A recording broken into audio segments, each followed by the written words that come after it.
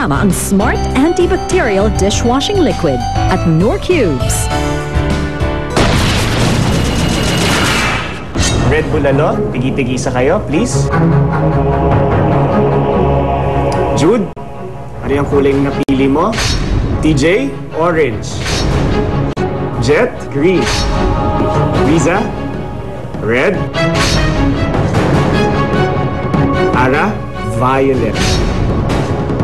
Ang kulay na nabunot nyo, yan ang pagkain o kulay ng pagkain na dapat nyong lutuin o maging outcome ng lulutuin yung pagkain. One color dish lang ang showdown na ito. Oops! Pasiklaban na!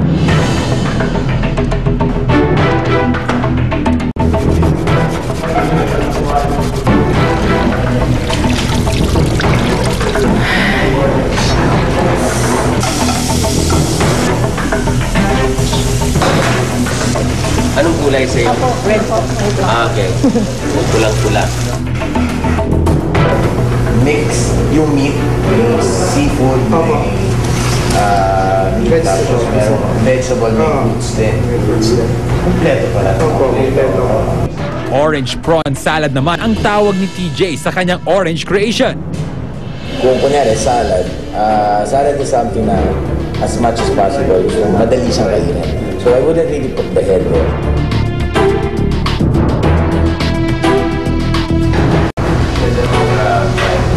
So, ang ganda ng violet color niya, oh. Oo. Tama ang mga nakuha ng mga ingredients. Sinutay ko lang po yung yung gulay tapos lagyan ko ng pork. Para rin siyang pinakbet. Green pinakbet dyan.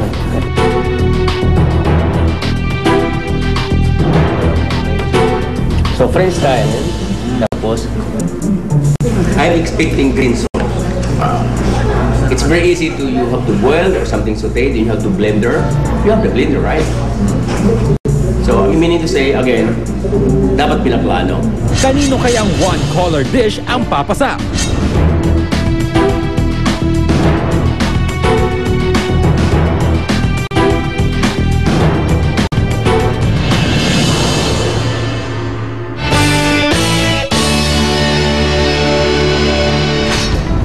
Tayo ngayon kay Riza. Riza at ang kanyang red dish. Ang pulang putahe naman ni Riz, pinangalanan niya ng orange shrimp in red sauce. Pinag-fry ko siya sa konting butter. Kasi nag-tsaka po siya ng orange, tsaka ng pepper and salt. Ito po, nilagyan ko siya ng, ano po to yung, Banana. Banana, yung cover ng banana. Banana blossom. Banana blossom. Blossom? Blossom po ba? Blossom po. Blossom na saging, heart na lang. Ayun po. Yan, lunch mo ba yan? Hindi po siya edible, yung pong pinakaano. Hindi siya edible. Hindi po siya edible, garnish lang siya. Pang-garnish lang po kasi nilagyan ko lang siya ng sweet in case na masuya sila dito sa medyo asin. Riza, na-appreciate namin na gusto mo talagang pagandahin yung dish mo, pero pag nilagay mo sa plato mo, baka makain. Kasi pagka sinasabi natin garnish, lalo sa food, dapat edible. Ang reaction ko nung nakuha ko yung color red, naisip ko, ang pumasok agad sa akin, kahit anong red na meron dun sa na makukuha ko, yun yung gagawin ko. Kaya lang ang palpak doon, sa ginawa ko, yung puso ng saging. Dapat talaga hindi ko yun nilagay. Ito po si Ara, ang nabunot niya ay violet or purple. And last but not the least, ang puso bumbong ni Ara ang hahatulan ng masters of the table. Ito yung sinasabi mo, chef, talagang... Meron pa siyang, May kagat pa siya. just yung kunat niya, tama-tama. Well, convinced na agreeable ako because you have to be properly organized. In fairness, masarap.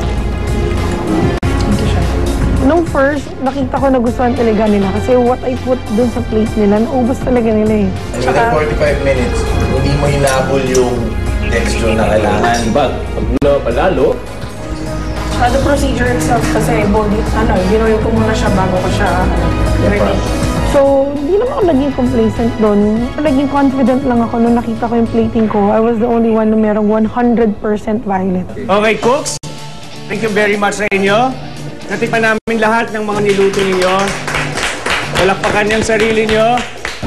Pwede nyo muna kami iwanan habang magde-deliberate kami kung sino sa inyo ang mananalo ng spa package o kaya one-on-one culinary lesson. Okay? Thank you very much. Thank you. Kaninong dish kaya ang lalabas na mas matingkad kesa sa iba?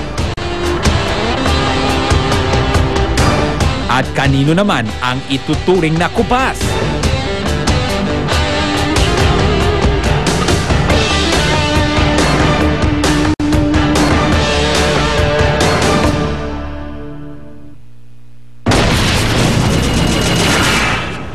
Nagkaroon ng unpleasant experience dun sa dish niya. Nakain ko nga, di ba? Naiwan yung boto. Bago ka mag-umpisa sa kusina, dapat inalam mo muna kung ano yung gusto mong gawin. Oo, parang pakiramdam natin ito na daya tayo. Ano? Wala. Sa akin, walang... I'm not impressed. Or kumbaga sa Chinese, chop suey. Actually, lumabas sa lasa ng sauce eh. Ano ba to? Chocolate ba to? Sa Aral University, kasama ng FINMA, exciting ang pag-aaral. Mga teacher, kasangga ang estudyante, pati ang... Simulan natin kay Jude. Actually, masarap siya dahil sa curry, kaya lang yung kulay chef. Para siyang mga 75% lang. Ano? Kulang lang talaga siya sa kulay. Kasi ang naglabanan is the color. Okay, dito tayo sa kay TJ. May bell pepper, tomato. Ayoko lang the fact that it's a salad tapos nandyan yung hair. Lalo na nakahiwala yun. Totoo yun. Kain ko nga eh. Mayroon pang naiwan eh. Nagkaroon ng unpleasant experience dun sa dish niya. Kain ko nga, di ba? Naiwan yung bontot. Tsaka nung ginagawa niya, parang hindi ganun ka conceptualized. Very confident. Parang isa-isa niyang naiisip, dagdag. At saka, pinapansin ko, nauna niyang ginawa yung hipon. Kaya ang tagal-tagal ang luto ng hipon. Yun yung sinasabi nating time management. If you have 45 minutes, hindi kailang... Tsaka hindi pwedeng 5 minutes pa lang tapos ka na. Kasi i-judge ka on your 45th minute. Bago ka mag-umpisa sa kusina, dapat inalam mo muna kung ano yung gusto mong gawin. Sinabahan ng mga bata ko eh. Kala nila 45 minutes would be short. Pero sinabi na sa kanila, nakasama na doon yung planning. So we move now to the green dish of Jet. Para rin siyang pinakbet. Green pinakbet dyan. Natinakpan niya lang para green. Oo, parang pakiramdam natin ito na daya tayo. Ano? Wala. Sa akin, walang... I'm not impressed. Wala. Hindi interesting. Parang hindi pinag-isipan na doon. Plate-wise, I'll eat this when I'm at home. Ganun yung dating niya sa akin. Masarap. Okay naman siya eh. Kaya lang, yun nga lang, it's not very much for ako. Especially kung kunyari, green na Tsaka parang kulang yung lasa ng karne. Yung pork, kalaki-laki. Pinakamalaki siya sa lahat ng mga ginamit niyang ingredients. Miski dun sa broccoli, mas malaki pa rin yung pork eh. Maganda yan, ginawa niya na maliit, pang lasa lang. Pang dagdag lang. At least, babagsak pa siya dun sa 95, 80 to 95. Okay, now we move to kay Riza. Inan-fry ko siya sa konting Ang red dish ni Riza. Dito, yung sauce, I mean, tuwa yung kulay mostly. Kasi babagsak ng orange yung lahat ng iba niyang ingredients. The tomatoes. The problem is with the sauce, it's too rich. Sticky. Na kanina nung tinitikman ko, iniiwalay ko na yung sauce. Madumi ng konti yung kanyang presentation. Hindi siya apit, pinla na yung dish. Basta ano na lang naisip. I-fry ko na lang kaya. Nakita ko kasi habang ginagawa niya, di ba, adjust. Actually, lumabas sa lasa ng sauce eh. Or kumbaga sa Chinese, chop suey. Nga chop suey ang dish Sa Japan naman, haro-haro. Pati garnish, ano? Hindi niya. Ba to? Chocolate ba to? Cheese. Sinama niya yung dessert kasi pag naumay ka daw dun sa sauce. This is chocolate. White chocolate. White chocolate. Okay, dito tayo sa... Ito surprisingly, naalala mo pinag-usapan natin kanina yung pagdating sa kulay, naku, pinakakawawa dito si Purple. Tinawag ko yung dish ko na puso bongbong. Sa akin, one thing, just like the garnish, it doesn't really match. Although it's edible, ang pinagkaiba nila, ito pwede mong kainin at their own state. Ito hindi talaga. Hindi ito. Kasi makunat talaga. So that's the difference. Ito okay, makakain mo ito. Isa, salad, parang coleslaw. Hindi ka mamamatay pero hindi rin siya ganun kasarap kainin. It doesn't accompany the dish very well. But this one, if you eat it, teka, hello. Hindi, matatakot kang kainin. Parang magbalat siya. So, among the 5 dishes, sino? Sarado. Dito ang last. Kaya Chef Boy? Yes, sarado rin ako dyan. Sabihin, alam niya kung ano ang team. Alam niya kung ano ang dapat niyang gagawin. Naintindihan. Okay, well, clearly, meron na tayong desisyon kung sino sa Red Bulalo ang makakakuha ng spa package at one-on-one culinary lesson. Tatawag natin sila. Red Bulalo, please come back. Welcome back, Red Bulalo. Tapos na ang naging deliberation ng ating Masters of the Table. At ang naiiwang dish dito, ayun ang magwawagi sa ating prize challenge. Excited na kayo? Sino sa tingin niyo?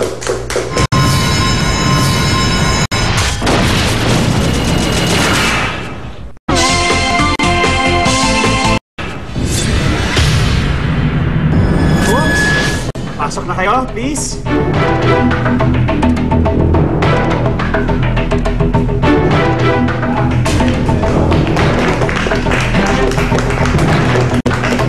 Tapos na ang ating deliberation ng ating Masters of the Table. Meron na rin tayong resulta kung sino sa inyo ang magkakamit ng spa package at magkakaroon ng one-on-one culinary lesson.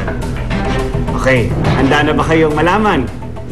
At ang naiiwang dish dito, ayun ang magwawagi sa ating prize challenge.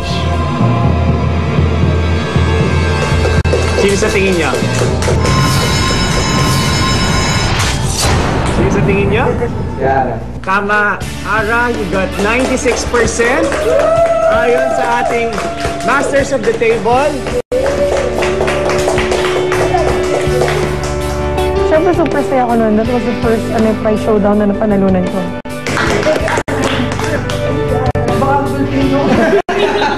Huwag ka nang umuwi. Saya po kasi yung nakita ko yung dish niya super violet talaga. So talagang deserving ko talaga si Ate Ara. May enjoy mo ang spa package at one-on-one culinary lesson. At the same time, magsasama ka ng isa sa mga kamiyembro mo, pero gusto sana namin ang isasama mo dahil since magkakasama kayo lagi, ilang araw na rin kayo magkakasama, nagkakakitaan kayo ng skills sa kusina, ay yung may pinaka nangangailangan ng culinary lesson. Sino sa tingin mo sa kanila ang nangangailangan ng tulong? Hindi mo sila pwedeng isama lahat. Isa lang ang maaari mong isama. Hindi ko po siya. Magaling po kasi sila lahat Isa lang ang maaari mong isama. Si Riza. Wow. Okay. So magsasama kayo ni Riza sa isang spa. Papamasahe kayo. At Actually, nasa hotel pa lang kami. Sabi ko na sa mga teammate ko na pag nanalo ako, going to choose Ate Riza. Kasi siya lang din yung babae doon sa team namin.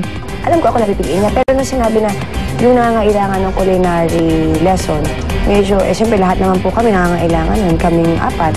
So medyo second, parang baka hindi ako, kasi lahat kami.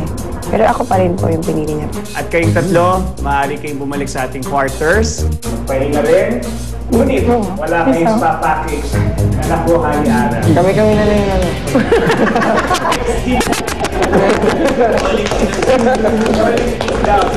Oh, huwag ka na lang umingpin. Ara, congratulations.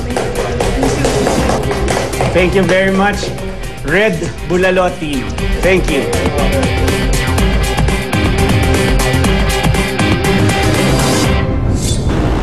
Unang tinungo ni na Ara at Riz ang kanilang one-on-one culinary lesson with Chef Tatong Sarto.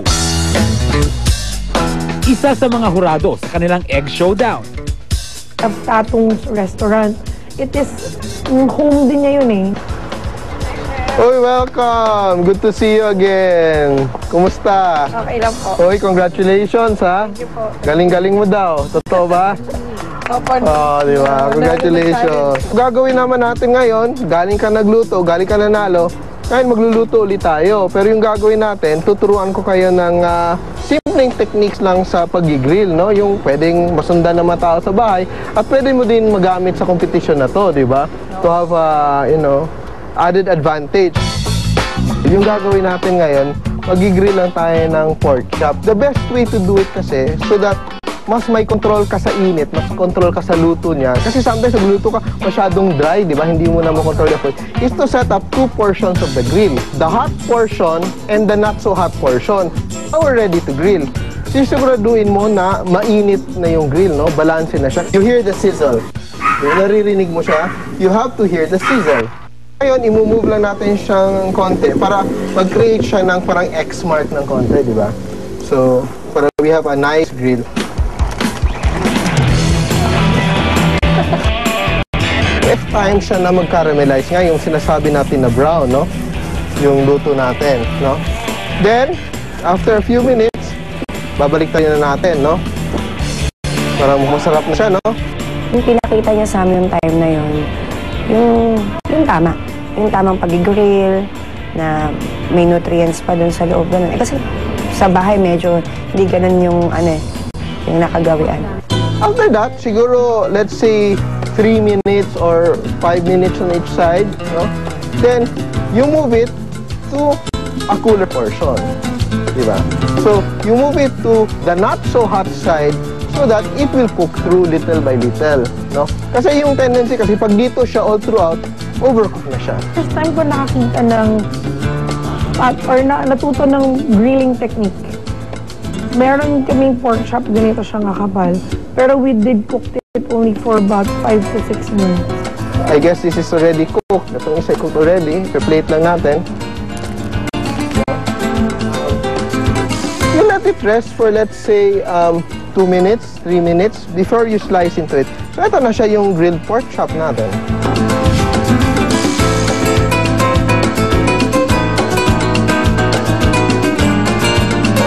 Yung grilling kasi is a very parang common sense thing eh. So, hindi nakikita ng maraming tao na, ganun pala. So, yun, nakakatuwa talaga na para silang bata na nagda-doubt sila na, parang hilaw pa yan. But when they eat it, tama pala siya. So, nag-shift, nag-change yung consciousness nila in terms of paano lutuin yung simple na piece of meat.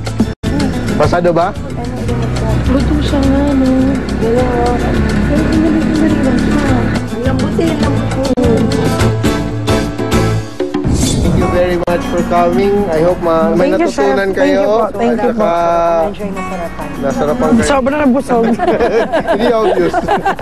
Sige, see you again. Sana sa next challenges magkita ulit tayo. Thank you, Chef. Bye. Bye. Matapos ang grilling session with Chef Tatong, panahon na para mag-relax at magpaspa.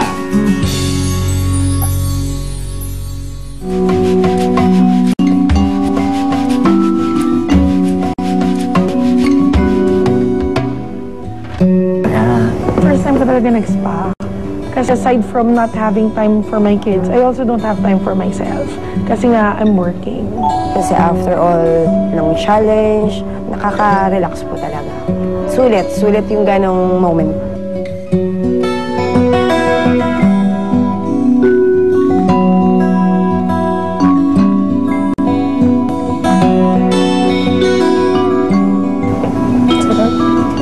Pero feeling ko, gagas kasi. daming treatment na ginawa sa amin. There was foot spa, body massage, body scrub. Tapos, the first time ko nag-ear candling.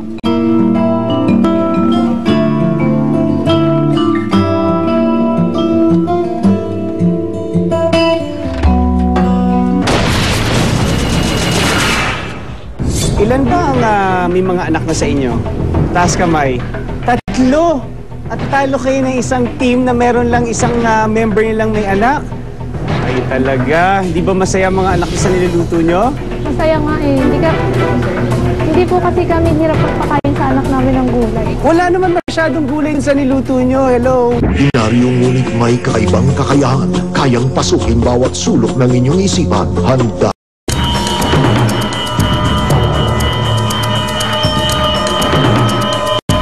Arlene, pasok na.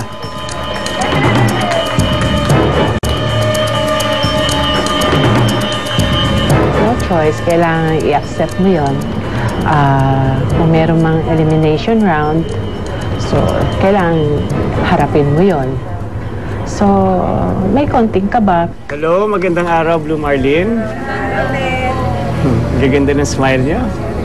I like it. I like the positivity. Very good. Kahit natalo, dapat positive. Pero bakit kayo natalo? During our first mega showdown, kayo nanguna. 96 points with a total of 101 points. Congratulations, Blue Team.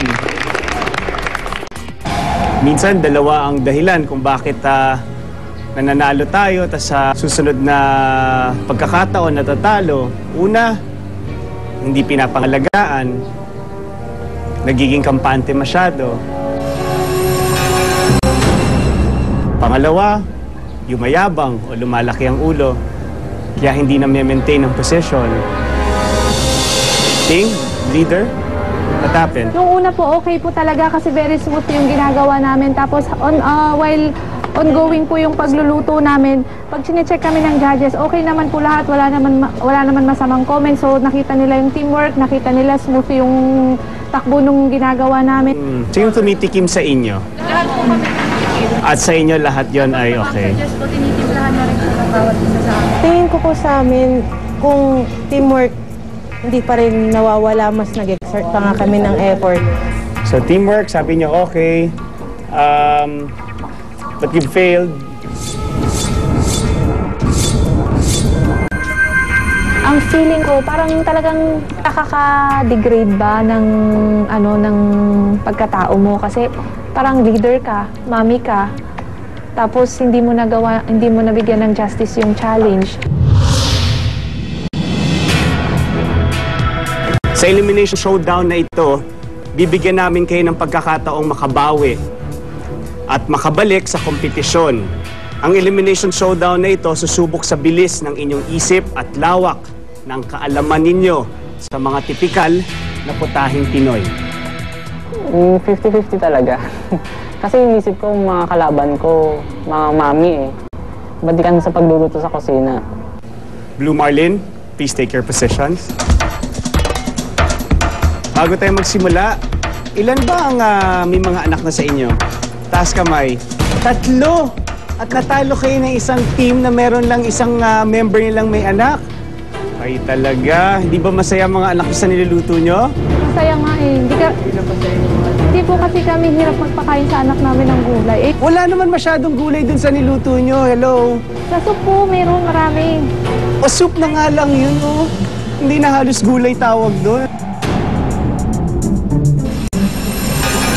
Ang ating elimination showdown, ang pangalan nito ay Name That Recipe Game. Maaari nyo nang tanggalin yung red na tela dyan sa harapan ninyo.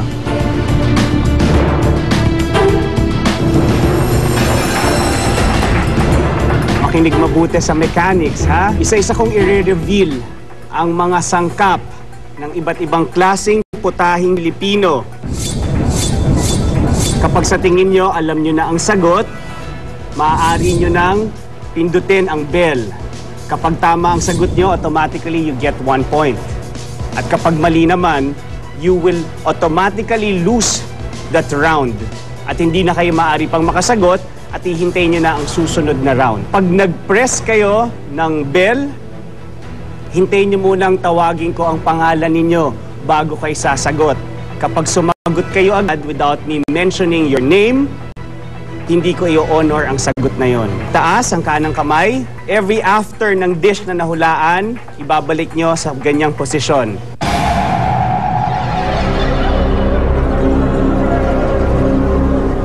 Cooks, pasiklaban na.